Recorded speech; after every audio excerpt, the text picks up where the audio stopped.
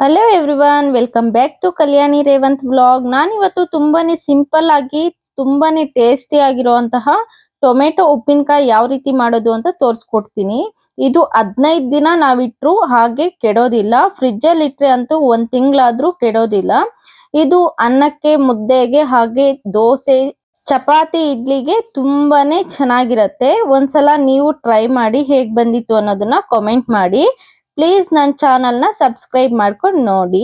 ಮೊದಲಿಗೆ gas stove ಮೇಲೆ ಒಂದು ಬಾಣಲಿನ ಇಟ್ಟು ಬಾಣಲಿಗೆ ಒಂದ್ 2 ಟೇಬಲ್ ಸ್ಪೂನ್ ಎಣ್ಣೆನ ಸೇರಿಸ್ಕೊಂಡು ಎಣ್ಣೆ ಬಿಸಿಯಾದ ನಂತರ ಸಣ್ಣ ಸಣ್ಣದಾಗಿ ಕಟ್ ಮಾಡ್ಕೊಂಡಿರೋ ಟೊಮೆಟೊನ ಸೇರಿಸ್ಕೊಂತಿದೀನಿ.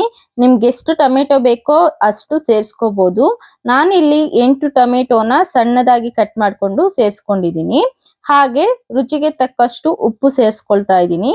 ಉಪ್ಪು ಸ್ವಲ್ಪ ಜಾಸ್ತಿನೇ ಬೇಕಾಗತ್ತೆ, ಯಾಕೆ ಅಂದ್ರೆ ಟೊಮೆಟೊ ಸ್ವಲ್ಪ ಹುಳಿ ಇರೋದ್ರಿಂದ ಉಪ್ಪು ಖಾರ ಸ್ವಲ್ಪ ಜಾಸ್ತಿನೇ ಹಾಕೋಬೇಕಾಗತ್ತೆ. ಟೊಮೆಟೊ ಸಾಫ್ಟ್ ಆಗಿ ಬೇಯೋದಿಕ್ಕೆ ಹೆಲ್ಪ್ ಆಗತ್ತೆ ಅಂತ ಅರಿಶಿನ ಸೇರಿಸ್ಕೊಂತಿದ್ದೀನಿ. 2 ಬೆಳ್ಳುಳ್ಳಿನ ಸಿಪ್ಪೆ ಬಿಡಿಸಿ ಇದ್ರೊಳಗಡೆ ಹಾಕೋತಾ ಇದ್ದೀನಿ. ಚೆನ್ನಾಗಿ 1-2 ನಿಮಿಷ ಮಿಕ್ಸ್ ಮಾಡ್ಬೇಕಾಗತ್ತೆ. ಟೊಮೆಟೊ ಎಲ್ಲ ಫುಲ್ ಸಾಫ್ಟ್ ಆಗ್ಬೇಕು. ನೀವು ಬೇಕಿದ್ರೆ ಹುಳಿ ಸ್ವಲ್ಪ ಜಾಸ್ತಿ ತಿಂತೀನಿ ಅನ್ನೋಂಗಿದ್ರೆ ಹುಣಸೆ ಹಣ್ಣು ಸ್ವಲ್ಪ ಸೇರ್ಸ್ಕೋಬೇಕಾಗತ್ತೆ. ನಾನಿಲ್ಲಿ ಹುಳಿ ಟೊಮೆಟೊನೇ ಸೇರ್ಸ್ಕೊಂಡಿರೋದ್ರಿಂದ ಹುಣಸೆ ಹಣ್ಣು ಸೇರ್ಸ್ಕೊಳ್ತಿಲ್ಲ. ಅದೇ ಫಾರಂ ಟೊಮೆಟೊ ಬರುತ್ತಲ್ವಾ, ಅದನ್ನ ಸೇರ್ಸ್ಕೊಂಡ್ರೆ ಸ್ವಲ್ಪ ಹುಣಸೆ ಹಣ್ಣನ್ನ ಸೇರ್ಸ್ಕೊಂಡ್ರೆ ಟೇಸ್ಟ್ ತುಂಬಾನೇ ಚೆನ್ನಾಗಿರತ್ತೆ. ನೋಡ್ತಿರ್ಬೋದು, ನಾನು ಲಿಡ್ ನ ಕ್ಲೋಸ್ ಮಾಡಿ ಓಪನ್ ಮಾಡಿ ಬೇಯಿಸ್ಕೊಳ್ತಾ ಇದ್ದೀನಿ. ಲಿಡ್ ನ ಕ್ಲೋಸ್ ಮಾಡಿ ಓಪನ್ ಮಾಡಿನೇ ಬೇಯಿಸ್ಕೋಬೇಕು, ಆಗ ಟೊಮೆಟೊ ಬೇಗ ಸಾಫ್ಟ್ ಆಗಿ ಬೇಯತ್ತೆ. ನೋಡಿ, ಈಗ ಆಗ್ತಿರೋದೇ ಈ ಟೊಮೆಟೊ ಉಪ್ಪಿನಕಾಯಿಗೆ ತುಂಬಾನೇ ಇಂಪಾರ್ಟೆಂಟ್ ಆಗಿರುವಂತಹ ಮೇನ್ ಇಂಗ್ರೀಡಿಯೆಂಟ್ಸ್. ಇಲ್ಲಿ ಮೊದಲಿಗೆ 1 ಸ್ಪೂನ್ ಆಗೋಷ್ಟು ಸಾಸಿವೆ, 1 ಸ್ಪೂನ್ ಆಗೋಷ್ಟು ಜೀರಿಗೆ, 1 ಸ್ಪೂನ್ ಆಗೋಷ್ಟು ಮೆಂತ್ಯನ ಸೇರಿಸ್ಕೊಳ್ತಿದ್ದೀರಿ. ನೀವು ಕಹಿ ತಿನ್ನಲ್ಲ ಅಂದ್ರೆ 1/4 ಟೇಬಲ್ ಸ್ಪೂನ್ ಆದ್ರೆ ಸಾಕಾಗತ್ತೆ. 1/4 ಟೇಬಲ್ ಸ್ಪೂನ್ ಮೆಂತ್ಯನ ಸೇರಿಸ್ಕೊಂಡು ಎಲ್ಲ ಚೆನ್ನಾಗಿ ಫ್ರೈ ಮಾಡ್ಕೊಂಡು ಪುಡಿ ಮಾಡ್ಕೋಬೇಕಾಗತ್ತೆ. ನೋಡಿ, ಅಷ್ಟರೊಳಗಡೆ ಟೊಮೆಟೊ ಸಹ ಮುಕ್ಕಾಲು ಬೆಂದಿರತ್ತೆ. ಒಂದ್ಸಲ ಟೊಮೆಟೊನ ಚೆನ್ನಾಗಿ ಮಿಕ್ಸ್ ಮಾಡ್ಕೋಬೇಕಾಗತ್ತೆ, ಯಾಕಂದ್ರೆ ಟೊಮೆಟೊ ಕೆಳಗಡೆ ಏನಾದ್ರೂ ತಳ ಅಂಟೋ ಚಾನ್ಸಸ್ ಇರತ್ತೇನೋ ಅಂತ ಆಗಾಗ ಮಿಕ್ಸ್ ಮಾಡ್ಕೊಳ್ತಾ ಇರ್ಬೇಕು. ಈಗ ನಿಮ್ಮ ಖಾರಕ್ಕೆ ತಕ್ಕಷ್ಟು ಇಲ್ಲ ರುಚಿಗೆ ತಕ್ಕಷ್ಟು ಸಾಂಬಾರ್ ಪುಡಿನ ಸೇರ್ಸ್ಕೋಬೇಕಾಗತ್ತೆ. ನೆನ್ಪಿಟ್ಕೊಳ್ಳಿ, ಸಾಂಬಾರ್ ಪುಡಿನೇ ನಾನು ಸೇರಿಸಿರೋದು. ನಾವು ಸಾಂಬಾರ್ ಪುಡಿ ಮಾಡುವಾಗ್ಲೇ ಮೆಣಸಿನ್ಕಾಯಿನ ಸೇರಿಸಿರ್ತೀವಿ, ಹಾಗಾಗಿ ಖಾರ ಅದ್ರಲ್ಲೇ ಇರತ್ತೆ. ಹಂಗಾಗಿ ನಾನು ಅಚ್ಕಾರದ ಪುಡಿನ ಸೇರಿಸ್ತಾ ಇಲ್ಲ. ಸಾಂಬಾರ್ ಪುಡಿನ ಹಾಕಿ ಒಂದ್ಸಲ ಮಿಕ್ಸ್ ಮಾಡಿ ಲಿಡ್ ಕ್ಲೋಸ್ ಮಾಡ್ತಾ ಇದ್ದೀನಿ.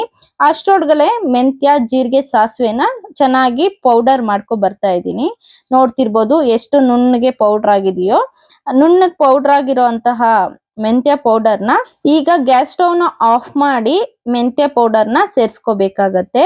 ಮೆಂತ್ಯ ಪೌಡರ್ನ ಸೇರಿಸ್ಕೊಂಡು ಚೆನ್ನಾಗಿ 1-2 ನಿಮಿಷ ಮಿಕ್ಸ್ ಮಾಡಿ ತಣ್ಣಗಾಗೋದಕ್ ಬಿಡ್ಬೇಕು. ನಾವು ಮಿಕ್ಸಿಗೆ ಹಾಕ್ಬೇಕಾದ್ರೆ ಬಿಸಿ ಇರೋವಾಗ್ಲೇ ಮಿಕ್ಸಿಗೆ ಏನಾದ್ರೂ ಹಾಕಿದ್ರಿ ಅಂದ್ರೆ ಜಾರ್ಗಳು ಬೇಗ ಹೋಗ್ಬಿಡತ್ತೆ. ಹಾಗಾಗಿ ನೋಡ್ತಿರ್ಬೋದು, ನಾನಿಲ್ಲಿ ಮಿಕ್ಸಿಗೆ ಹಾಕಿ ಆರೋದಕ್ಕೆ ಬಿಡ್ತಾ ಇದ್ದೀನಿ. ನೀಟಾಗಿ ಆರದ್ಮೇಲೆನೆ ನಾನು ಮಿಕ್ಸಿಗೆ ಹಾಕೋದು. ನೋಡಿ, ಈಗ ನೀಟಾಗಿ ಆರಿದೆ, ನಾನು ಮಿಕ್ಸಿಗೆ ಹಾಕೋ ಬರ್ತೀನಿ. ನುಣ್ಣಗೆ ಹಾಕೋ ಬರ್ಬೇಕು. ಇಲ್ಲ ನಿಮ್ಗೆ ತರ್ತರೆಯಾಗಿ ಇಷ್ಟ ಅಂದ್ರೆ ತರ್ತರೆಯಾಗಿ ಹಾಕೊಳ್ಳಿ. ನಾನಿಲ್ಲಿ ನುಣ್ಣಗೆ ರುಬ್ಕೊ ಬಂದಿನಿ. ಇದಕ್ಕೆ ಒಂದು ಒಗ್ಗರಣೆ ಕೊಡೋಣ. ಒಂದು ಬಾಣ್ಲಿಗೆ 2 ಎಣ್ಣೆ ಬಿಸಿಯಾದ ನಂತರ ಜೀರಿಗೆ, ಸಾಸಿವೆನ ಹಾಕಿ ಚಿಟಪಟ ಅನ್ನೋವರೆಗೂ ಬಿಡ್ತಾ ಇದ್ದೀನಿ. ಜೀರಿಗೆ, ಸಾಸಿವೆ ಎಲ್ಲ ಫ್ರೈ ಆದ್ಮೇಲೆ ಈಗ ಕರಿಬೇವು ಸೇರಿಸ್ಕೊಳ್ತಿದ್ದೀನಿ. ಕರಿಬೇವು ಸಹ ಚೆನ್ನಾಗಿ ಫ್ರೈ ಆಗ್ಬೇಕು.